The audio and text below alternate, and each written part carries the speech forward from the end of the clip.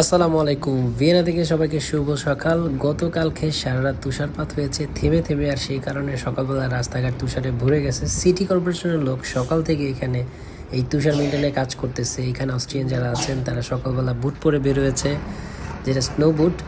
আর হচ্ছে এখানে প্রত্যেকটা ট্রাম, মেট্রো সব কিছু অন টাইমে আসে। আমি ডিলেট দেখি নাই সুপার যতদিন আছি। এটা অস্ট্রিয়াতে আমার অল্প কয়েকদিনগুলোর ভিতর আজকের একটা সকাল, যেখানে হচ্ছে আমাদের ঢাকার মতো কর্মব্যস্ত দিন একটা শুরু হয়ে গেছে। এখানে সবাই সবার কাজে যাওয়ার জন্য দৌড়াচ্ছে।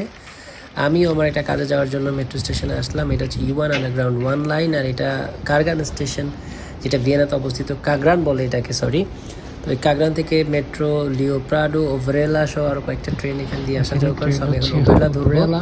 তো ওবেলরা এখানে আসার কথা সম্ভবত 1 মিনিট একটু আগেই চলে আসছে ট্রেনটা। সো এই যে দেখতে দেখতে ট্রেন চলে আসছে। সো এই ট্রেনে এখন উঠবো। নর্মালি আমি যে কয়েকদিন আছি এখানে সবসময় দেখি ট্রেনে উঠলে সিট পাওয়া যায়, কারণ প্রতি 2-3 মিনিট পর পরই ট্রেন, এবং ট্রেন সবসময় যেহেতু বললাম অন টাইমে আসে, তো বসে থাকা যায়। সো আমি নর্মালি বসে থাকি, আবার কখনো কখনো দাঁড়িয়ে যাই।